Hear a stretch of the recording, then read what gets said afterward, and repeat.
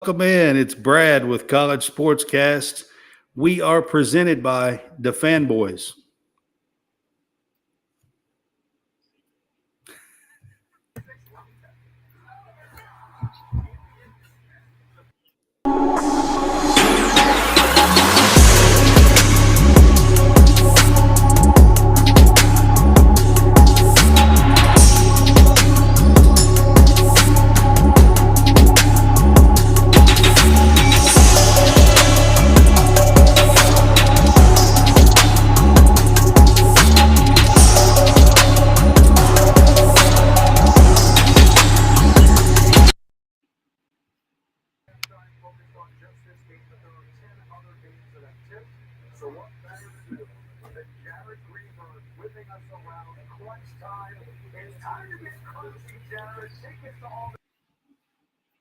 Do it now.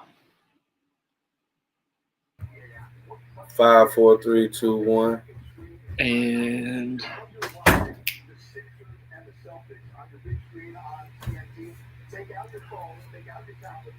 there we go. There's the blur, and now it's time. Okay, you know what time it is Yeah. now. When he goes blurry, then he comes back. Hey, man, you can't see me. I had to, man. I had to bring that back. All right, guys, it's Brad with College Sportscast. We're just having a little fun here. We have Jason Harrison on with us tonight. Hey, man, welcome back. Hey, good to be back. Good to be back. So the whole gang is here tonight. We're just going to have a little bit of fun. We're going to talk about some news and hot topics and talk about March Madness and some college baseball. Going to kind of wrap it up with a little bit of NFL draft talk. We're going to start out with probably the championship games, and we'll kind of start out with that and start talking about some of those things that went on. I guess we'll start out with the men's championship side first. That happened last night. We have UConn versus San Diego State last night in the men's championship game. The first thing I want to mention is so many people whine about it being late. It's so late. It's so late. And I'm like, man, I like it when it's late. Like, I didn't like the Final Four round when the first game started at like 5:15. I'm not done. Like, I wasn't done work. You know what I mean? Like, I didn't even catch the first like 45 minutes because I wasn't done with it. It starts too early, if you ask me. I mean, that's 5:15 Central Time. So what are your thoughts on the Super Bowl? Depending on what geographical location is in. That's the only thing. But that's a Sunday. Sundays are a little different. But Saturday, you're not going to please everybody. Especially on a Saturday, you're not going to please everybody. You're not. You got to have them from the 5 to 7 range. That's as prime time as you can get it. Well, the championship game last night did not start till like 8:20 or something like that. Right. Correct. Central Time. Think about that. It try to get everybody a chance to get off. Get all the West Coast. I like that. That's what I'm saying. I like that 8:20 time start. You got to allow the San Diegans. Yeah. San Diego. Yeah. Well, I mean, you had San Diego State in the championship game. You wanted them to get off from work and have, you know what I mean? Like, have a chance to watch their team in the championship game. I mean, come on. But UConn fans have got to wait all day. All day. Yeah, I get it. It's 9:20 their time. Yeah. I mean, it's 9:20 their Coast. I mean, yeah. But there's more people on the East Coast. I can say overall that the entire March Madness, not only the championship game, this was one of the better years of March Madness. I think every single round, man, it was nail biting, and it lived up to expectations in UConn. All except for UConn's games. Well, UConn. I think we talked about it a couple months ago. and we were all in agreement that UConn. It was either UConn or Purdue or Houston, somewhere up in there that we were all saying, like, hey, we wouldn't be surprised. And UConn got hot at the right time. And they're really, really good. They were on fire. They're really, Well, really I mean, they just played really well together. Dan Hurley got them playing exceptionally well together as a team. And nobody hung with them. I mean, they didn't have a game that was closer than like 13, 14, 15 points. Average 20. 20, yeah. Six, Nobody hung with them. six The overtimes. only game that I thought that they might have a challenge with was the Gonzaga game, and Drew Timme got in foul trouble within minutes, and that game was over with. Well, Once Timme was in foul trouble. Am I saying it right? Is it saying the big fella from UConn? I don't know how to pronounce his name, man. Listen, I really don't know. He should have been on a lot of All-American. Yeah. He should have been a first team or a second team All-American. I mean, just the way he played. He played exceptional. I mean, I did not realize how big and physical he actually was. It's like, man, listen. But to give credit to his teammates, he has a great team around him. And they run. He does. They run some incredible sets. And I'm talking 10, 11 deep. Man, 10, Dan Hurley deep, plays. Man. Yeah. He plays 10 or 11 deep. Man, and like they said, they even prime for next And quite year. honestly, Jason, like when they go 10, 11 deep like that, I mean, for me, it's pretty fun to watch. You know what I mean? Like the guys in and out and everybody gets a chance and everybody's playing good and it's a great team effort, you know? It is. You like it when there's a line change? Just go line change. Yeah. And the whole team. I mean, they had hockey subs. But if you think about it, both teams kind of were like the same thing. San Diego State. San Diego State, they 10, 11, 9, 10, 11 deep too. And that is hard to do in today's game. That is very hard to do because everybody wants to play. Yeah, but you look at the Final Four talking about that. FAU also played a bunch of players. They played 9 or 10 players as well. Yeah. Right. So that's how you 8, win. 9 play. You have to play 8 to 11 players deep. Just about every one of them that ran through the March Madness and up to the Final Four played a lot of players and was a deep team. Man, yeah. Mm-hmm. Well coached. Each team, like you said, with deep played well together. Shot the ball extremely well. This was a better display of shooting that I've seen in, like you said, I was the way Florida Atlantic lost though. You know, good Lord. Yeah, I mean it was. That was a dagger. But phenomenal game. But you have to give San Diego State credit. Last 13 minutes, they only gave 14 or 16 points. I saw that, man. That was, I mean, hey, it was everything it lived up to be. I was watching that. That's one game I did get to watch because San Diego State, they had a great defense. They shut down FAU at the last 10 minutes in that game. You know what really killed them? What really killed them? And that's the only game I can vividly watch and remember. Man, they get about 5 to 6 to 7 offensive rebounds on missed free throws. And so they get all of those second chance, and that just killed them on Florida Atlantic, and which they still should have won the game. That's what's so crazy. They still had an opportunity to win the game. So man, it was just a phenomenal Final Four. I wish I didn't have AAU this past weekend because I would have been in Houston. I definitely would have been in Houston. So every time UConn makes the Final Four, you can almost book and win just about. Well, if it's in the state of Texas, then they are going to win it too. So if the Final Four is in the state of Texas, go ahead and pencil in UConn. However they get there, they're going to make it. You can almost book the Final Four. That's right.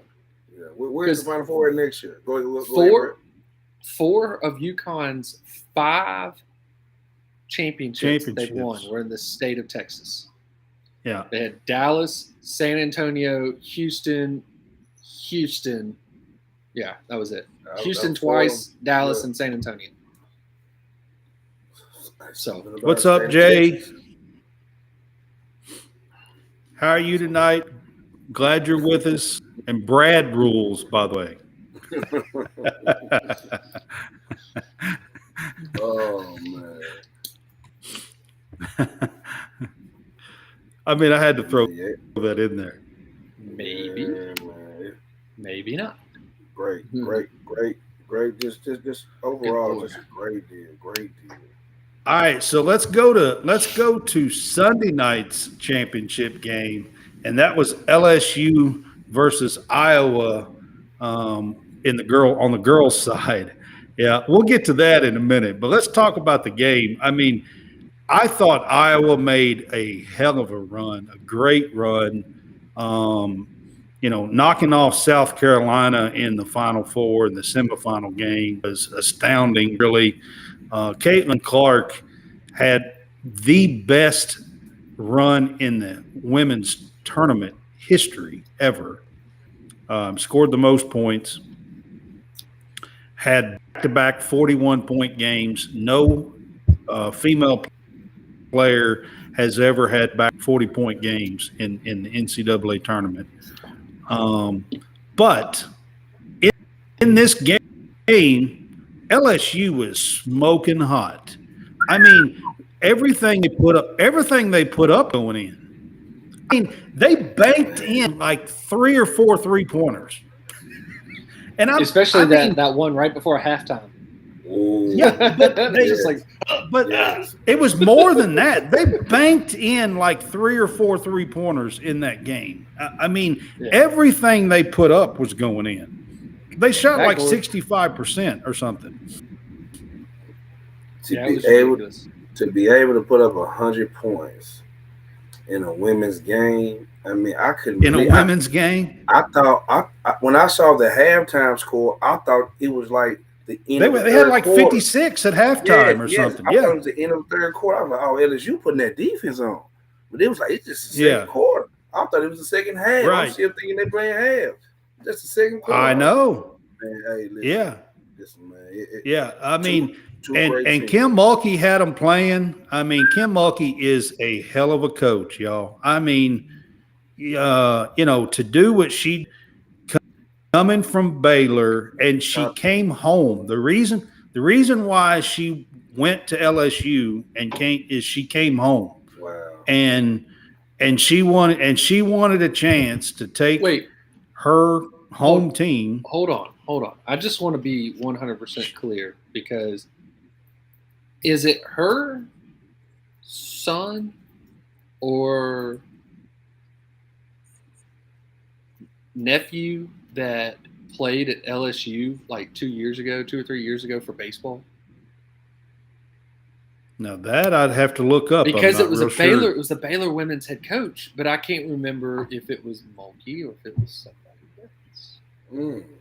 Interesting. Don't know. But the guy, the last name of the guy. I'd have to look that up. That's the thing. The guy's last name's not Mulkey, so that's why I'm not 100% sure. I don't know. I'd have to look that one up. And I do know that Mulkey is from the state of Louisiana, and it makes sense if we're talking about this with the ties that this guy played at LSU. Yeah. Right. And part of the reason why she left Baylor after winning 3 championships in Baylor and everything else was a chance to come home and bring glory to her, to LSU. And in 2 years, she gets a bunch of transfers in there, and Angel Reese and Morris, and I mean they just light it up in the championship game, and first ever basketball championship, and that includes all the great players that LSU has had on the men's side as well. Yes, the son did play there. It's Kramer. Okay. Yeah, and he got drafted, I think, at a pretty high round. Look at the inside scoop and just yeah. Kramer Robertson. That's why I said because his last name is not the same. That's what I was going for. So, well, I mean, Kramer Robertson. She may have kept her last name. You know what I mean? Yeah. I mean, because once you hit, if you get some sort of stardom, you don't really want to lose. Right. I mean, that may be what happened, and I don't know that. I'm just throwing that out there. So, I mean, I have no idea. But so the son, it's Kramer Robertson. He's in the St. Louis Cardinals organization, cool. And he was drafted, I thought, at a pretty high round. Jay says he picked LSU in his bracket. Believe he plays shortstop. So, but so Kramer Robertson, that is, That's Mulkey's son. That's Mulkey's son. Mulkey's son played at LSU a couple of years ago. I also got to give it up to Brad. Brad kind of called this one. He called the upset against South Carolina. He said, "We all most of this season I did." He was all over it for a while. Yeah, he called. I was. She is once in a. Her run reminds me of Steph Curry's run, but she went even further. She is something else, guys. I love watching her play, man. So now she's still got eligibility, right? She has another year left. Okay, yeah, because she has 1 year left. Well, she could play 2, but she won't. Steph played another year after his run at Davidson. He played the next year. And because Davidson was in the same conference as Samford, and I know a lot of people from here went and saw when they played when Davidson came to Samford. There was a ton of people that went to that game. I can imagine because Steph Curry was he was a rock star. He was a rock star. He was a rock star. Because he played the next year. Listen, nobody give Iowa and Caitlin Clark the chance really to beat South Carolina. I mean, South Carolina has I mean, that team is loaded. And I mean, huge girls that they killed them on the glass. But the odd thing is the biggest offensive rebound in the game was with 12 seconds to go, and it went to Iowa. Man, in that game. Yeah, so I mean, she look, and he said it right here, man. The biggest win was the viewership for the women's. I was tuned in. I think I was on the way back, and I was watching on my phone. Like I had 9.9 million. It was the most ever. 9.9 million. Higher than the Orange Bowl. Higher than the. Yep. There's something else that. It was the most viewership ever for the women's championship game. I mean, and because of her, because of Caitlin, because everybody wanted to see if she can pull it off, but everybody if she could do it. But LSU girls were, man, I don't know what they ate. I don't know what pregame speech. I'm telling you, they played flawless. I mean, honestly, flawless. They did. They did. And I think they had to play their most complete game. But I knew they had the guard play to do it. Yeah, they had guard. Then she got. They did. That Morris girl played. She played for Mulkey at Baylor her freshman year. Okay. And was kicked off the team, guys. She was kicked, but now it was behavior stuff or whatever. Okay, she was kicked off the team. She went to Rutgers and struggled at Rutgers, and then landed in the transfer portal again. And Mulkey said, "Come to LSU, and I'll give you a second chance." Mulkey is probably the third best coach of all time. I heard someone say Gino, obviously, because the run Gino had, Pat Summitt on the run she had, and then you got to put her right there. To take 2 different programs and win a national championship. She's the only women's coach who's ever taken 2 programs and won championships.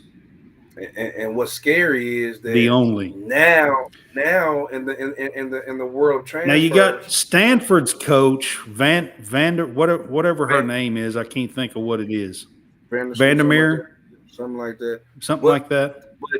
But Marky jumps them because she took 2 different schools. They've been the same. She has. She's the only one that's done 2 schools. Doing her second year in which they never ever had. It was like I said, I know it's going to be a problem. Jay, you're right. Mulkey's is outfits and stuff. I mean, she's trying to catch all the style and everything, and be the talk of everything. So I was told she never knows what she's wearing. It's always picked out for her. Yeah, you see what I'm saying? So I mean, look, she's got a stylist or something that picks all that out. Yeah, absolutely. Yeah, she got swag. Let's go and say she got swag. She does. She does. She absolutely does. I agree with that. And the women's and the women's game, I didn't see the ratings for the LSU or for the Iowa South Carolina game, but it had to be nearly as good as the championship game, I would think. I mean, everybody I know had that game on and was watching it between South Carolina and Iowa. And I was proud to say that I've been talking about that game. All season long. I've been saying I hope they match up. I think that Caitlin Clark can do it, and sure enough, she scores 41 and takes Dawn Staley and Carolina, Aaliyah Boston and Bill and Cook and all them down. Cardosa, 6'7" and just huge. I mean, just huge in a women's game. And Cardosa be back. She's just a junior. If it's one person who could have pulled it off, it was her. And she lived up to the billing. She was box office She was box office all year. Let's just flat out say that. All year she's absolutely been box office. And man, I'll be honest with you, I can't wait to watch her next year. She's, in my opinion, she's one of the funnest players to watch in college basketball, and that's including men's and women's. I don't care. I don't care if you're talking about men's or women's. I would pay. I'll pay to see Caitlin Clark. Like, seriously, she's that good. I agree with you. I do want to get to this. I do get to this. You can't see me controversy. Hey, hold on. Right before we get to that, the South Carolina Iowa ratings were 5.5 and peaked at 6.6. Okay, that's a little surprising. So, but I'd say that's probably pretty good for the girl ratings. Probably for the Final Four. For a Final Four on a Sunday. Mm-hmm. No, it wasn't on Sunday. The Final Four. That was on a Friday. That was Friday. That was a Friday night. Yeah, that was a Friday. South Carolina Iowa game was. Yeah. Yep. But I do want to get to this Angel Reese, Caitlin Clark. I'm calling it a non-controversy, is what I'm calling it on here. Exactly. You can see that. Exactly. Okay. I want to get to this. No, we can't see it. And I got 2 points that I'm going to make, and one is this. Okay. Quit being so damn soft. I'm sick of it. Quit being so damn soft. Seriously. I mean, my God, it's competitive nature on the floor, and both of these girls in their own games when they knocked off and won games, done the exact same, makes no difference. And then I'm going to say something that is going to go beyond this.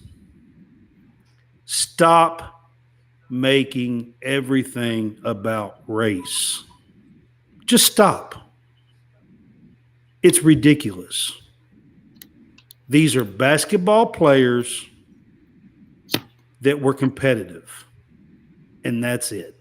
That's where it begins, and that's where it stops. That's what I'm going to say. I'm going to pass this over to Jason. Jason, do you feel different about anything that I just said? I don't, and I can appreciate the way you addressed it. I'll piggyback on because the first part was right. Man, the words got so sensitive, and I'm gonna say two things. And the only reason it became racial is because certain individuals in the sports world who own certain networks, who own certain things, made certain comments about that's what. But these people, other people. But see, but yeah. if they don't call her a fucking idiot, or they don't call her a classless, we don't have this. But I will quote this. I've seen a text. I mean, not a text, but a tweet, and it says, "Has anyone noticed that we're living in a time where basketball trash talking between opposite races riles up people in this country more than innocent kids getting killed in school?" This thing went viral about a game of basketball, and we have a lot of things going on in the world that we could have put more energy into. And I was glad that Caitlin Clark came out and said, "You guys leave it came alone. Out today. And, and she just won over America again. Caitlin Clark come out today and said she's competitive and I love her. That she said basically. And that's what it needs to be, because at the end of the day, if she would have won, I'm talking about Caitlin Clark. She would have done this when she walked. Imagine what she would have done. And she would have been. You want to know what? Go ahead. Nobody would have said it. Nobody would have said a P. So that's the only reason why it comes in the racial thing, because it's not a race. It was a racial thing because certain people made it that way. Because people make it that way. There were two people on each, one on each side of the aisle that made it that. Yeah, for no reason. I mean, one guy lives in Tennessee and one guy's up in Bristol. Yeah, and they all. Yeah, exactly. They did it. There's no reason. No reason. It was like, you know what? Let the girls be. We always said let the guys be guys. And now you got these two girls, if I'm not mistaken, these two particular girls played with guys growing up. Angel Reese played in the streets of Baltimore. Kay Clark, she probably had to play with boys because she was too good. So exactly. I love every they're competitive. I just love every moment of this Final Four for the women's. And I think it pushed their game. Listen, I coached girls. I have coached girls several times, several years in my life, and I love it when I have a fiery girl on my team. I absolutely love it. Come on, man. That just digs down and just, you know what I mean? Like I that's my favorite ones. And I've coached girls. I've had two sisters that's played.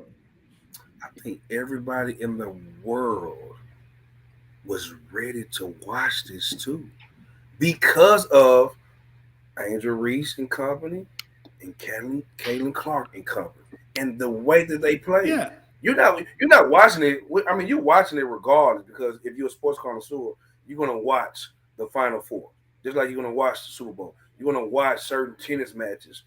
It's gonna be on in a lot of homes. You're gonna watch the Sunday Masters or the weekend. You're gonna watch the pinnacle of each sport's conclusion. You're gonna watch it regardless. But this made for must see TV, and I liked it. The most viewed game ever was this game. Yeah. Hey, what they say, instant classic. Now you can go back and watch this game again for many years to come. They're going to be still talking about. They're going to be talking about this Final Four and this championship. And I'm not mistaken. Aren't both players back? I know Caitlin is. Angel Reese is back too, isn't she? I don't know. I think she's got. She said she's got one more year. I think she's got one more year. I think both players are going to be back. Now, correct me if I'm wrong. most college kids will make more money in college right now than going to be Absolutely, a professional 100%. athlete if they're not a bona fide top Yes. pick. You see 10, what I'm saying? top So 15. there's no Yeah. hurry. There's no hurry, especially for the women, because they said Angel Reese has more NIL deals than any guy or any girl in college basketball. So I'd say Angel Reese has more NIL deals than any LSU athlete, except for maybe a few football players. No, she has the most of any athlete in college basketball. Of any athlete. Well, I'm just saying college basketball. Football is probably kind of different. I don't know. Football's probably a little different story. Football Probably. I'm gonna leave. Multi-million. Yeah. So I'm gonna leave there. Yeah. I'm gonna stay in my lane. Yeah. That's why I say it's probably basketball. Yeah. But still, I mean, it's crazy. And then, like I said, Caitlin, she turned down a NIL deal to promote something for free. So you know what's that going to do? It's going to get more people to come deal with her and be an ambassador for their program. So my thing is, I want to end this little silly controversy thing by saying this: I cannot wait to watch Angel Reese and Caitlin Clark again next year. Are they going to play an early season game? I don't know, but I hope they match up. I talked about it all this year about Caitlin Clark and South Carolina.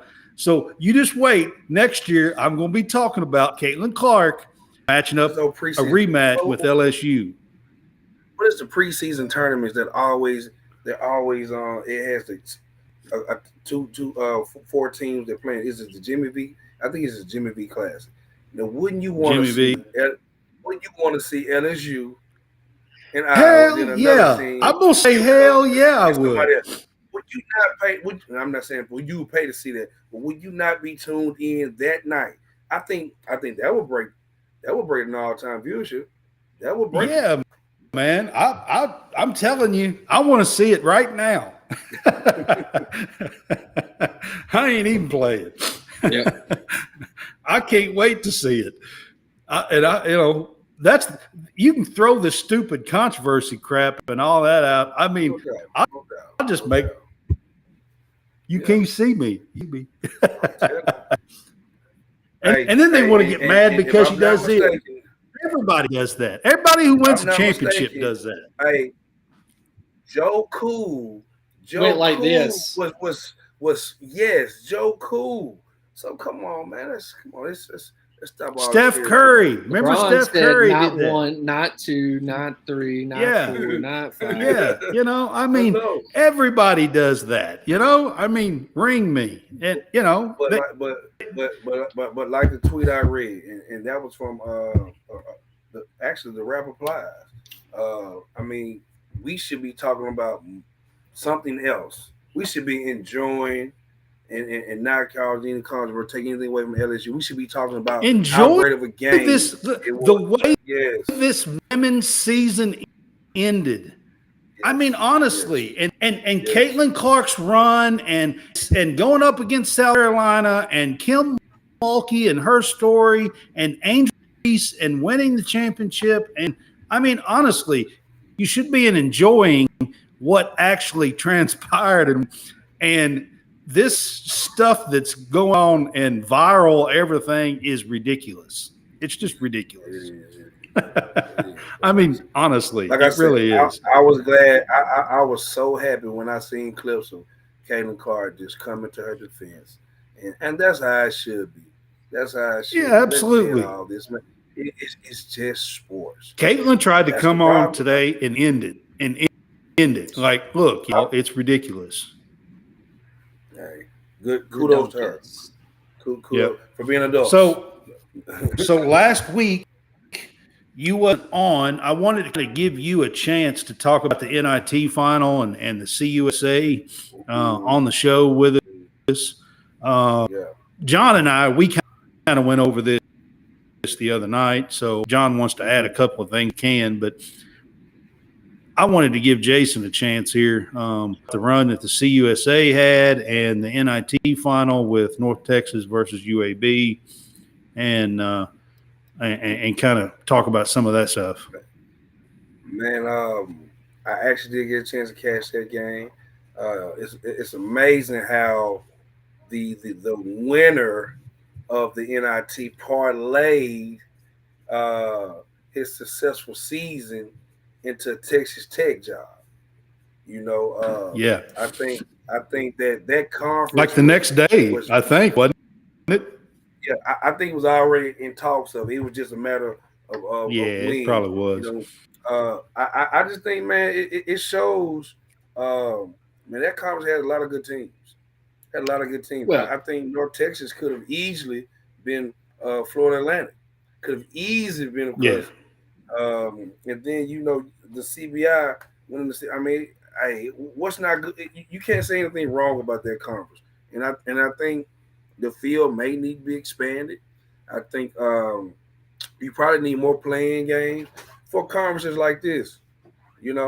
So I mean, it's one of those deals that, man, they had a hell of a run during postseason. Speaking of a hell of a run, now Tyler Perry, who was the Conference USA Player of the Year this year, has entered his name into the transfer portal. Just so y'all know. Well, you know what that is. It's all about the dollar bill, the collectives. Well, I mean, their coach left too, so Yeah, North Texas and the entrance into the American Athletic Conference, because them, UAB, and FAU, the top three teams of CUSA, are out. They're see you later. They're all going to the AAC. The Americans. CUSA, see you suckers. So yeah, of course, Houston and Cincinnati are going to the Big 12. So and UCF. Yeah, and UCF. And one other team. Grand BYU. Opening, grand closing. BYU. Yep. So, but I just kind of wanted to give Jason a chance to talk. You got Kennedy, who had a hell of a run and getting his team to with UAB. Jelly Walker was last year's Conference USA Player of the Year. He got hurt this year. Was probably one of the reasons missed some games. Was probably reasons why he didn't get it this year. But Tyler Perry from North Texas got it this year, and they had a little battle in the NIT championship game between the two, and Tyler Perry took it personal, I think. Hey, I'm gonna say this: shout out to all the undersized guards out there. All the 6 feet and below guards who showed up big in this postseason run. So hey, at the end of the day, Bay-State, that little guards. Hey, and he used to be over here at ULR here in Little Rock, Arkansas. So I've seen him. That little man, he had a hell of an NCAA tournament. Yeah, I see, and he declared for the draft. If I'm not mistaken. He probably has. You got to strike wire. You got to strike because he's hot right now. That's for sure. You got to strike. You got to strike. But like I said, man, hey, the college game is still a guard's game. Even though you have some dominant bigs, if you don't have good guard play, you're not going to win. So shouts out to all guards and leading up to it, man. Hey, I'm looking forward to next year. That's where I'm fixing to pull up. Looking ahead to next year, and the transfer portal has gotten wild, guys. I'm in the transfer portal right now. It's wild, guys. Everybody. I mean, it seems like half the country already in the transfer portal. Yep. I mean, the ones that went in today, I believe, are Nate Efton Reed is leaving Gonzaga again after leaving LSU. I got them all right here. So we got Nate Santos from Pitt, a 3-star. We have a 4-star Avery Anderson out of Oklahoma State. You've got Favor Ayer from Miami. You've got Jaden Bradley, a 5-star from Alabama. Tyler Perry from North Texas. Reed, a 5-star from Gonzaga. Ben Stoltzberg from Creighton, I believe. RJ Lewis From UMass, Aaron Estrada.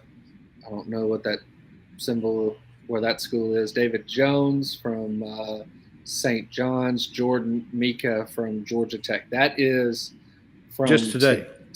Just today. And right. I mean, we were talking about the transfer portal on Sundays. So I mean, like, we can go further. And there's some, Iowa 4-star RJ Melendez Dickinson from Michigan. Well, that one happened before our show, I think. Yeah, you got Kiba Njai from what is that? Let's see from Penn State. He's in there. Jalen Hill from Oklahoma. Trying to see if I could spot more, like some of the higher. Max Abrams. Don't forget about Max Amos. Yes. Yeah. He's another one that's in there from Oral Roberts. Right, you, man. Jamonte Hill from Georgia Tech. Kamani Hamilton from Mississippi State. Those guys. Whoa, I didn't realize Kamani. I thought he. That was yesterday. Went in. He went in yesterday. Okay. Yeah, I know his dad. Tang played at Mississippi State. Well, I'm telling y'all, the transfer portal is wild. Trayvon Mark from Houston. Mark was a hell of a player off the bench for Houston. Whoa. Right. I know y'all saw Caleb Love.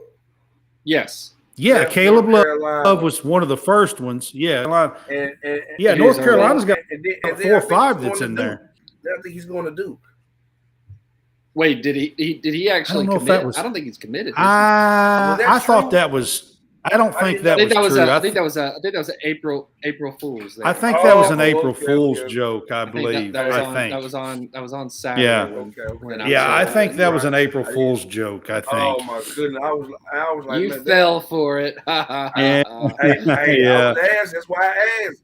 I didn't know. I wanted to prepare everybody. I was like, don't believe anything you read today on the Man, I don't know if everybody's going to be able to get somewhere though. That's the thing. You have $4 million All-Americans who've already went back into the transfer. The kid here, Khalil Ware, who's from Arkansas, who is being highly touted.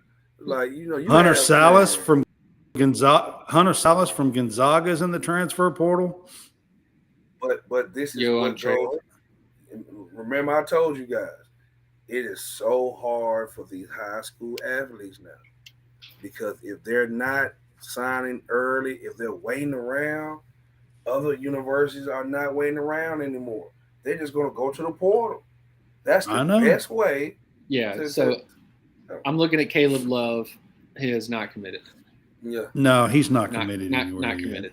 I wanted to go find him and just go ahead and. No, Caleb Love responded to it and laughed on Twitter thing. He responded to it and laughed. All right, guys. So we're going to switch gears, but before we do, I'm going to talk about the Fresh Channel. Check out the Real Fresh Channel. We are on there on Sunday nights. Our featured show is on the Real Fresh Channel. They have comedy, and they have wrestling, and they have pro sports, and they have a bunch of different stuff on their channel. I'm going to run a little commercial here and let y'all check them out. They are part of the Fanboys as well. Hey, I am Hal Fresh here to tell you about the Real Fresh Channel. That's right, youtube.com/the Real Fresh Channel. We are a network aiming to bring you various content each and every day, different types of podcasts, different type of content. Anything from college SportsCast and fresh takes for some sports. We also got You Want to Do What? We got the Wrestling Corner. We got live stream. Just go over to youtube.com/the Real Fresh Channel and hit us up today. Thank you for checking it out. Appreciate your time.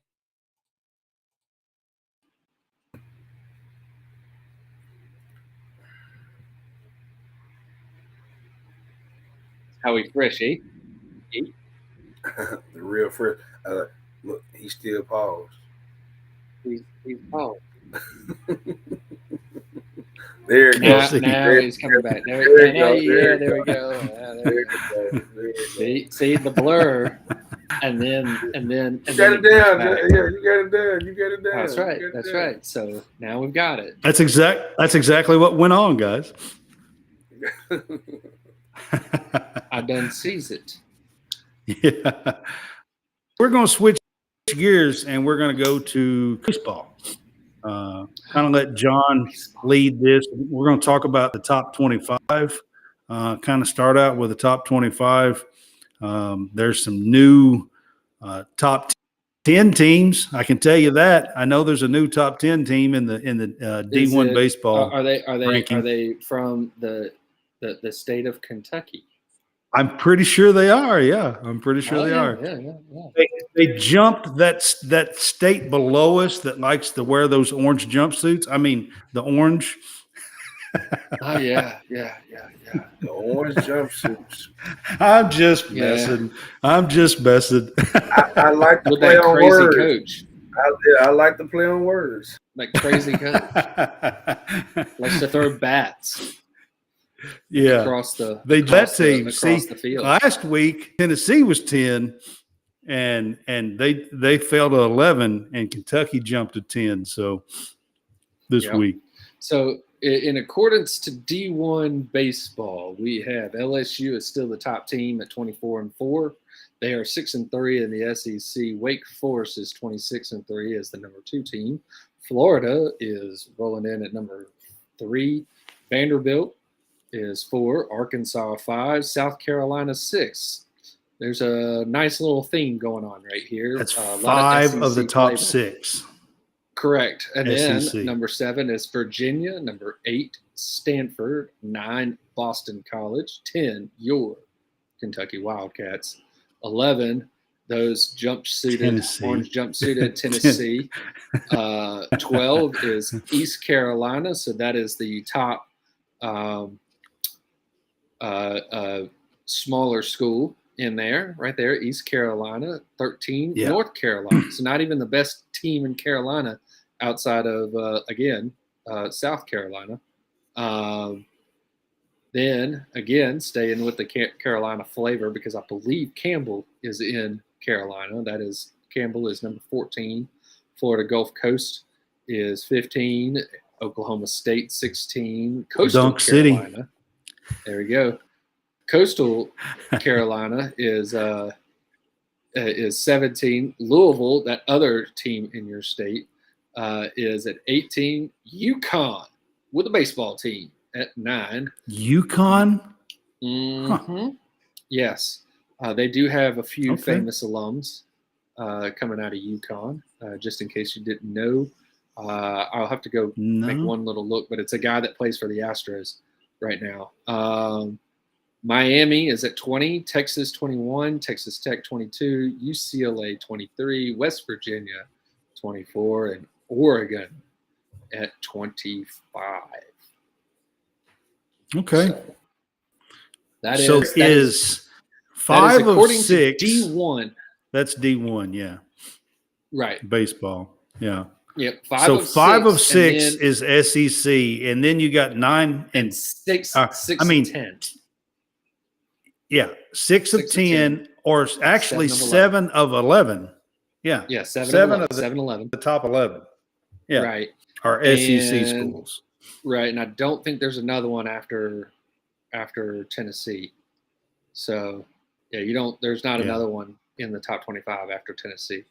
So, yeah, that's because if you go look at the SEC standings, the bottom, you got the top half that are beating the bottom half, and right now it's the SEC East is really stinking good. Remember, take a look at it. It is.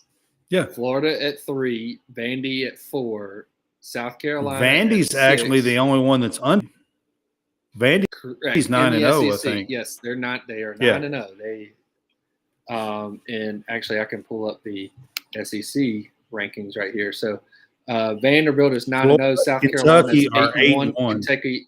Kentucky 8-1. Florida is 7-2. Tennessee is 4-5, Missouri is 3-6, and Georgia is 1-8. That is the East. And in the West, LSU is 6-3, Arkansas 6-3. Then Alabama and Auburn and Texas A&M are all 3-6. And then you round out Ole Miss and Mississippi State, the two Mississippi schools, the last two national champions, College World Series champions, are 1-8 in the conference. It's just too early. It's just too. That's too 3 early. weeks. That's 3 weeks. 3 weeks in conference out of 10. 3 out of 10 weeks. It's just too early. The Mississippi teams don't care to the last 2-3 weeks of the regular season. Well, and again, the magic number that each of these teams need to get to, 15 secures your spot. Okay? I seen a story today that said 14 maybe. 14 should get you in because your RPI is going to be high enough playing in the SEC. Right. 14 will get to make the tournament. Should get you in, yeah. But 15 is undoubtedly guarantees you a spot. Yeah. But that had to be the most brutal schedule of all time, playing in the SEC. It has to be. Correct. So Kentucky I've been studying up and doing a little research on Kentucky this year because they're a little better and playing better. And, now in the top 10, got the number 1 RPI, by the way, and one of the best pitching staffs in baseball as well. I was going to say pitching is what's – yeah. What's but so they play Georgia this weekend. That's who they play this weekend. And Georgia is 1-8, I believe. I believe that's right. You should definitely take 2 out of 3, but sweeping. Yeah, sweeping is an option. Ought to happen. Yeah, it ought to happen. Right, you ought to sweep. All right. So, but then after that, after the Georgia weekend, the next 6 weekends, they play LSU and Texas A&M, and then they play Florida, Vandy, Tennessee, and South Carolina. That's their 6 series after. You're talking about the schedule.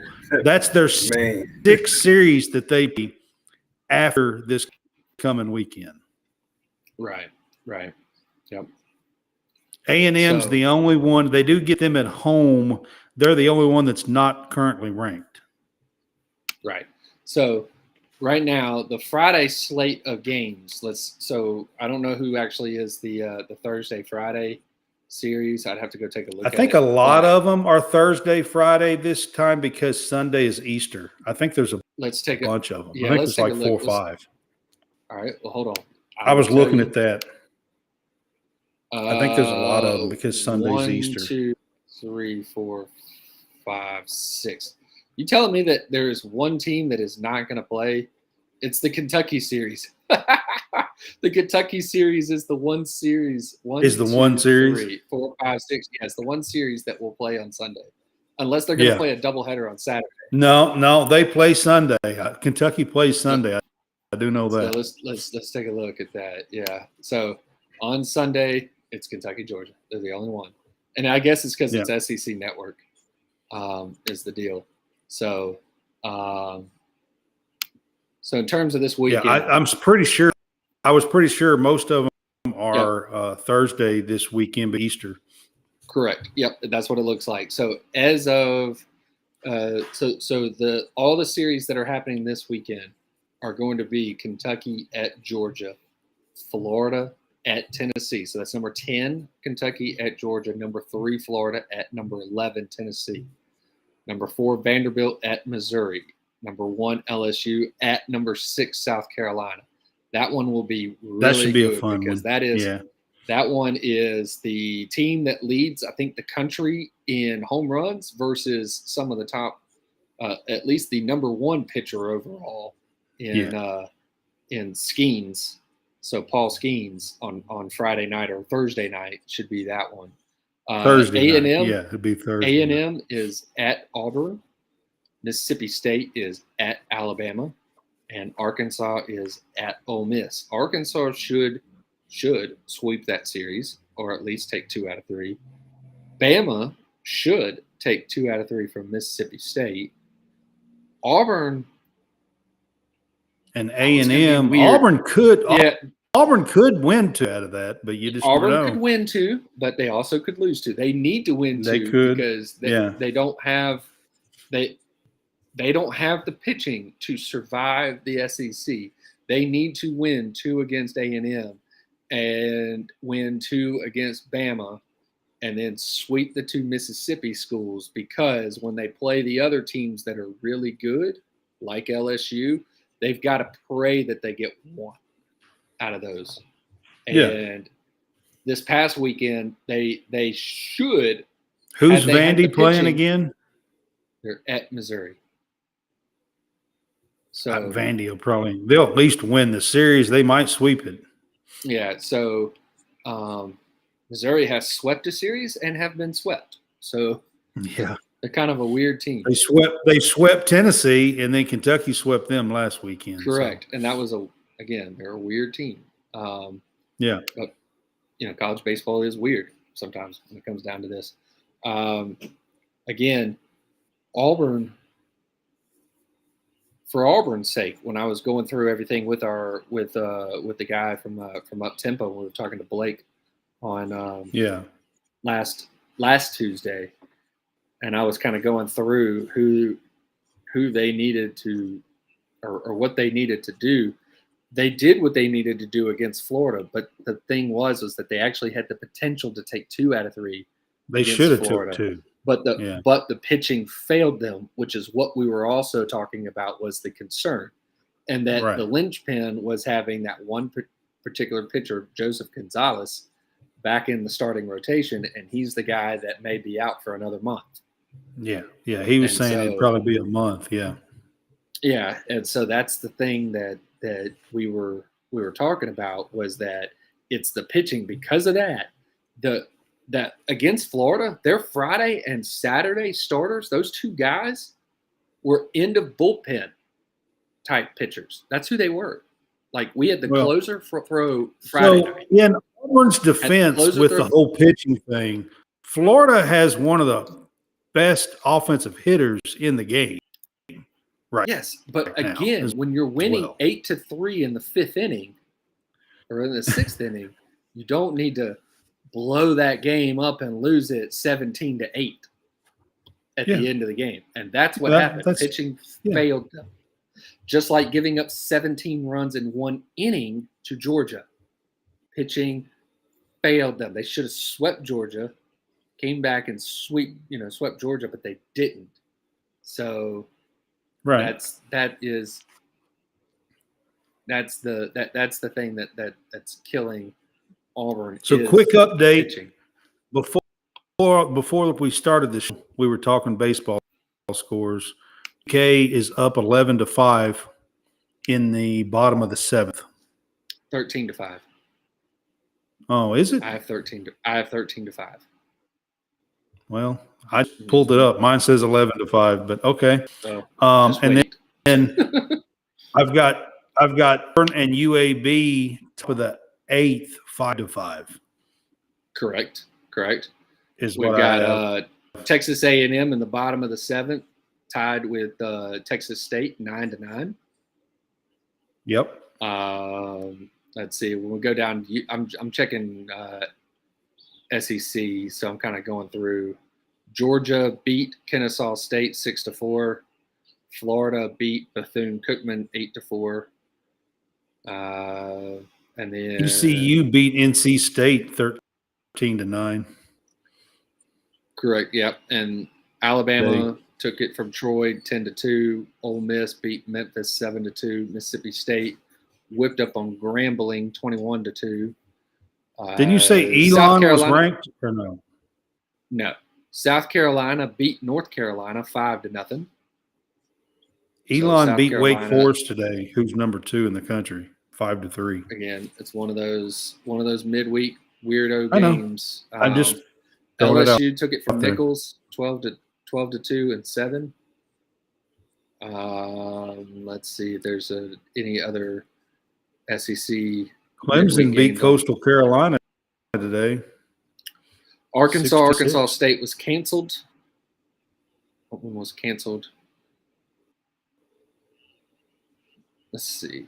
Any of the other teams that Columbia, who took a series from Alabama, beat UConn, number 19 UConn, 19-14. So obviously no pitching in that game. Yeah. So it's like a soccer score. Mississippi State beat Grambling 21-2. Somebody had a safety in that game. Lipscomb took it from Louisville 12-1. Football score with a safety, 21-2. Yeah, you should have seen the Georgia Auburn score when it was 24-7. Yeah. That's a weird baseball, man. Lipscomb beat number 18 Louisville 12-7. That's what it was, 12-7. Hey, I got 13-5 now in a new update. Hey, Miami, the University of Miami, the U, has put up 2 touchdowns against UCF, and they lead it 14-3. Another football score. Another football score. Yeah, 14-3. It's 14-3. That's in the second quarter, right? Georgia Tech has kicked another field goal today against Georgia Southern. It is now 13-7. Wow. A lot of offense. Is it the bats? What do you think? You think it's the bats or the balls? You know, they're coming off the bat pretty good tonight, I see. Yeah, again, it's midweek, so a lot of times some of these midweek games you're facing the bigger schools are throwing mostly bullpen guys. They may be grooming a starter to maybe take the weekend, try to move into the weekend. But they're nowhere near their Friday, Saturday, Sunday starter. And then you may throw a bunch of bullpen guys that don't necessarily get a whole lot of action on the weekends. And so the smaller schools, or the quote unquote smaller schools, their talent level is not that different. It is very much where the talent is spread out, especially, again, you get NIL deals. Just college baseball parity is fairly decent. That's why you get some of those smaller schools that make it all the way to the College World Series, like your Fresno States, your Coastal Carolinas, your Cal State Fullertons. East Carolina, like right now. East Carolina, yeah. Correct, right. Yeah. So those schools have a chance. And, I mean, even back in the day, Bryce was really good at baseball. They were a huge powerhouse at baseball. So those quote-unquote smaller schools can beat the big schools, especially in a one-off game. They also – the Friday night starter typically has to throw a bullpen. It's their bullpen day on Tuesday. So they could either go down to the bullpen and throw, 60 pitches in the bullpen, or they could throw 60 pitches in a game and just throw their bullpen during the game. And so you are facing – You get about 3 or 4 innings. You're facing like Lipscomb's Friday night starter as opposed to Lipscomb's Tuesday starter. Gosh. If you're facing Lipscomb's Tuesday starter, you tee off on him because he is not anywhere near what your Tuesday starter is. You ought to be able to beat their Tuesday starter.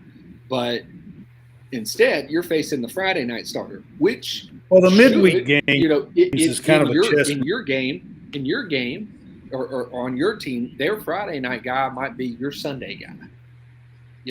He's good enough to start on the weekend, but he's not maybe good enough to be your Friday night guy. But he can go up there and shove it, and he's going to go up there and shove it for about 4 or 5 innings, and then now you get to go face, their top end of their bullpen, for the 6th, 7th, 8th, and 9th inning. And one inning, they may have your number. Facing new pitcher, new pitcher every inning, you may be able to get away with it. And then, if you didn't put up any numbers on the starter, then it's a good chance that you might not do a whole lot. And that's how that's usually how those games go. And that's why, I don't put a ton of stock. You can sit there and talk all you want with oh man, that team, see what that team did? They put up that, they beat LSU, or they beat Florida. Who the heck is that, right? Yeah. In a three-game series, Florida puts them away 2 out of 3. In a midweek series, Florida beats them 2 out of 3. Or on a weekend series or something like that. But in the midweek, a one-off game, there's a good chance they get a shot at it. So, just Elon beat Wake Forest today, who's the number 2 team in the nation. So, yeah. Correct. Yeah. Yep. So. All right, guys, I'm going to get to our prize picks real quick. We are part of Prize Picks, and you can have a little fun with your daily fantasy play. And go to prizepicks.com. Your first initial deposit, you can double your money up to $100. So you put down $50, you get $100 to play with. Put down $100, you get $200 to play with. And it will help us at College Sportscast. And we get a little boost out of that as well. So we appreciate it. If you would go to prize.com and use our code CSCAST to double your money for your daily fantasy sports. Go have some fun, guys. That's right. All right, so we've got some NFL draft shows coming up, and we're pretty excited about talking about the NFL draft. So on Thursday, we're going to have Mock Draft Guy on with us. He has a YouTube channel, Mock Draft Guy YouTube. Check him out. He does spectacular work and breaks down each team's draft, every draft pick they have. He breaks down player breakdown, team breakdowns. He does a fantastic job. Check him out. Mock Draft Guy is his name. And his YouTube channel. Check him out. He's going to be with us on Thursday. NFL draft stuff is heating up, and it's April. The NFL draft is at the end of this month on the 27th, 20th, and 29th. So on this Thursday, we're going to have our 2.0 edition on our mock draft show. And I don't know about you guys, but we had fun the first, in late January we did one. And I'm looking forward to the mock draft. So what you guys say about how things are heating up?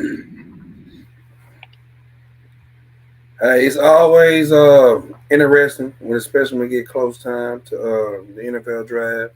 It's a lot of moving and shaking, a lot of deals being made. Hey, the players with the best agent normally gets the better slots. I've seen a lot of things over the years. But, man, it's going to come down to these individual meetings, these last-minute workouts. Scouts do a great job of being very. So the top 4 QBs have had their workout over the last half or so. I hear, quite honestly, from some of the people that heard, was that C.J. Stroud's maybe was the most impressive. Man, he is. He is one of the most impressive ones that I hear as well. On the workouts, so it depends on. Levis had a real good routine, and most everybody, the way they threw him, Jordan Palmer set up his routine, and so, a lot of people thought he was probably second in the workouts and then Bryce. To be honest with you, a lot of people thought Bryce was kind of boring, the workout itself. I mean, his play is bad or nothing like that. I just talking about QB workout, the top 4 guys. I still thought it was going. I still thought he wouldn't be the number 1 quarterback. Me being honest, I thought maybe he was a top 3. I like Straps. I mean, the kid out of Ohio State, man. He was throwing to NFL type receivers. Now don't get Marvin me wrong. Harrison Jr. Bryce is something else. Listen, but don't get me wrong. When Bryce had his guys, he looked like the best player in college football. And so, but I just worry about his size. I don't think the Kyler Murrays of the world has helped his cause. And you see the so he went to the combine, and the combine only measured him at 5'10". Yeah, that's small for an NFL quarterback. Kyler Murray's the same height, if I'm not mistaken. No, he was stretched out. Who? Kyler Murray. He got stretched out. He went and got some chiropractic work done. That's what I'm saying. So I mean, I don't think that Bryce will be the number 1 overall pick after Kyler Murray injury and his digression over the years, and then Russell Wilson, even though he had a great run. Man, it's going to be tough. The kid. I mean, there's been some Florida, 6-foot guys, but 5'10" is really short for an NFL quarterback. Yes. I think a team like, and I'm not saying this, and I hope this doesn't happen, but a team like the Ravens would draft someone like him. In my opinion, I think he's probably gonna be the 4th quarterback taken. If I'm right, because you got Stroud, you got Levy. Do you think do they keep Lamar or the Ravens? No. I think if they sign Odell, it gives them a sense. Then they go ahead and get the deal done. But I think the coach might end up, trading for from what I was hearing. I wouldn't be surprised if the coach did it, because if you look at it, the Colts were a very good team defense. Thinking about going to get Lamar. I think they might make a trade for Lamar. Yeah, the Colts might do that. I've also heard some rumors that they really Levis, the Colts. So I don't know. Both. I've heard both. So, but like I say, it's just crazy how Lamar's free agency has turned out. It's crazy. It's crazy. But I think him representing himself has something to do with that. A lot, everybody's saying he's being disrespected, but I think that he still needs someone to negotiate on his behalf. Are the Jets finally going to trade for Aaron Rodgers or what? I think they're going to trade for him. And I just read something around the NFL draft. I think the Green Bay is doing that's been the worst kept secret in NFL history.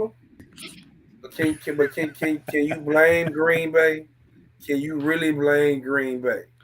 No, I'm not mad. I am the diehard Green Bay fan, and I'm not mad at Green Bay for I'm not mad at them for it. I just think, man. I mean, Aaron Rodgers has been the last 2 or 3 years. He really and truthfully, I thought he played this entire last year, and he pretty much was checked out, in my opinion. He went to that dark place. For 2 days, though. He didn't go for a full 4. That's right. On 2 days. On 2 days. That's right. Now, I think he's been more arrogant than being a leader. He has. Over the last couple of years. And if I'm not mistaken, he's only won 1 Super Bowl. And you would think that he has won about 2 or 3. 5. The way he I mean, yeah. don't get me wrong, hell of a quarterback, but Man, he won the same amount that Brett Favre did. Man, Yep. And not but working out. Brett actually went to 2. Yep. He went back-to-back years. Back-to-back, yeah. Lost to Absolutely. Elway. Lost the first one to lost the one to Elway. Elway, yeah. Yeah, and when Elway got his first one. Uh-huh. Yeah. And then the next next year, Davis, Terrell Davis, I think was his name. Yeah. Mm-hmm. Right. And then, yeah. So I'm predicting. I really think C.J. Stroud's going to be the number 1 pick. Would surprise me. I think Carolina's going to go with C.J. Are they a quarterback away though? But they traded up for that pick to take a quarterback. They traded from 9th to 1st. They traded up with Chicago. So you're right about that. So it's going to be very interesting. Yes, it will. That's my prediction, and we'll hear what Mock Draft Guy has to say on Thursday night. But I think they're going to go with C.J. Stroud with the number 1, my guess. So, like I said, we'll hear what he has to say. I do want to kind of give you guys an update on a couple of things. So we're going to have 2 or 3 shows. We have 2 or 3 shows lined up of NFL draft stuff coming up here in April. So our next show is with Mock Draft Guy, and we're going to show. And then later on this month, I believe the date is the 16th, but I will tell you exactly. But later on this month, we're going to have a Seattle Seahawks in with us. His name is Rob Statton, and he's going to be on with us. And the Seahawks have the 5th overall pick currently. There is some talk that they might trade up to the 3 to get whatever quarterback they want. And there's also some talk that they might trade down a few spots. So the Seahawks and the insider that we have on is got about 6 or 7 guys on his radar that he thinks that Seattle is going to go after with the 5th pick. And we're going to kind of break down the workouts and the info that's being told through him and his insider information that the Seahawks might or might not be trading, or who they might take and stuff like that. And we're kind of break down those picks, 6 or 7 picks that Seahawks are expecting. So I'm pretty excited to have an insider on with us later in the month. And what about you guys? I think it'll be a pretty fun show. Should be. And then I definitely think it will. I think it'll be a great show. And then right before the NFL draft, the 5th, the NFL draft is the 27th. We're going to have our final mock draft, our 3.0 edition. And we will have a show on Tuesday, the 25th. That is the plan, as long as everything, stays course. Our plan will be to do another mock draft show right before. And then we will be on the night of the 27th, Thursday night, while the first round is being on. So we will probably do a NFL draft special and kind of update the picks and what's going on while the NFL first round is going on. So on the 27th. So just to give you guys a little bit of a taste of what's coming up, we got some NFL draft talk. They were coming up we can tie that to kids and the schools and what schools they played for and all that kind of stuff. It's fun to talk a bit of NFL draft. I've got an insider little tip here for the first pick of the NFL draft. All right. Y'all ready for it? Little breaking news. Okay. Carolina is going to pick number 1 overall, Cam Newton.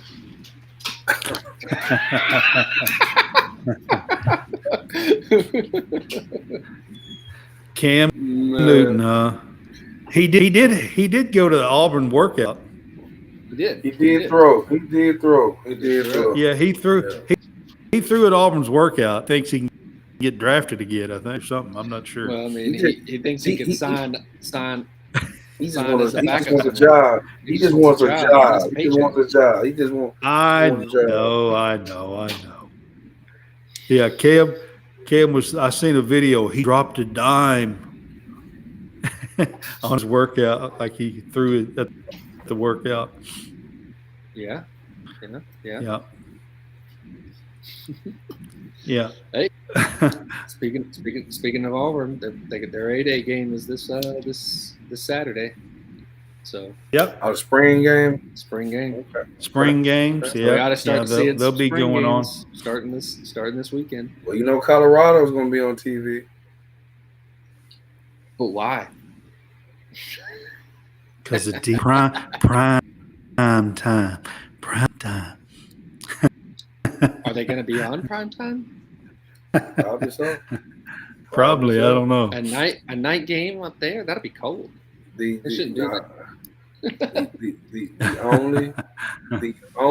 only spring football game on ESPN sold out. So check us out on WSBN TV, guys, channel 30. We are on Apple TV, Roku. We are on Amazon Fire Stick. You do have to download podcast on Amazon Fire Stick. But you can check us out on TV, channel 30, again for WSBN TV. We ask that you check us out, and should be. We'll have some updates and have some NFL draft stuff coming up this month. So we do ask that you do that. And then I also want to get to our Home for Our Troops. That's our 2023 for the Fanboys. That's an organization that we're asking for you guys to give to. It's Home for Our Troops. They build homes for injured and wounded vets. And they've been doing it for 20 plus years. Forever give 90 cents of that dollar goes towards rebuilding their lives by building them homes anywhere that they want to in the U.S. So if they're from Texas and they want to move to California, they will build them a house in California. You can give to them at www.hfotusa.org.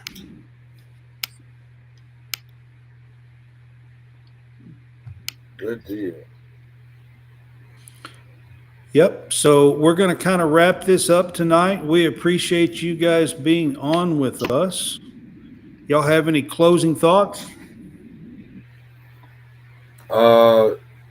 Joel Embiid will be the MVP of the NBA Association. I just watched him go for. Hey, if Anthony Davis hadn't have been hurt for a little while, Anthony Davis has been playing some damn ball. He has been playing ball, but I'm going to say that the Lakers' schedule has been in his favor. I know they play the Clippers coming up, but they're playing better. I think that midseason trade really helped them out. But it did. Yeah, that trade they helped them out. But Anthony Davis has been playing some ball. He's been having some 37 15s, 38 18s. He's been playing some ball lately. He has. But yeah, ready to see the second part of the year in sports. Even tennis. I don't know about NASCAR. I know you said NASCAR, but the tennis, the College World Series. Hey, I'm looking forward to the Masters this weekend. I don't know if I'll be able to sit around and watch that. I definitely get the updates I'm on looking my phone. forward to the Masters this weekend. Yeah, I definitely get updates on my phone. This weekend is Easter weekend, guys. I'm not sure that we are going to have a Sunday show. Just to kind of give you guys a heads up, we may take Sunday off this week for Easter weekend. Go out, be with your family, enjoy Easter and the holiday for what it is. Here in the U.S., if you're watching, it may not be a holiday over there on WSB and TV, but here in the U.S., it is Easter weekend. So we will probably take off Sunday, and we will have our draft on Thursday and resume our shows next Tuesday. So we can all ourselves enjoy the Easter weekend and have some dinner with family and that kind of stuff. So no doubt. Jason's going to be in Dallas coaching some ball practice and all that kind of stuff. So, Dallas. He's going to be in Dallas. I'll be coming back that Sunday, but everything's bigger on the road again. In Dallas, isn't it? It is. That's Texas, but yes, Dallas is in Texas, so yes. On the road again. Just don't All right, JR. check college sports out. Thursday nights, 8 p.m. Sunday at 3 p.m. Again, we would probably take this Sunday off for holiday Easter. So, no doubt. All right, Jay, glad you were on with us. All right, man. I can see you, by the way. Always good. Man, that's good. All right, man. Y'all have a good night.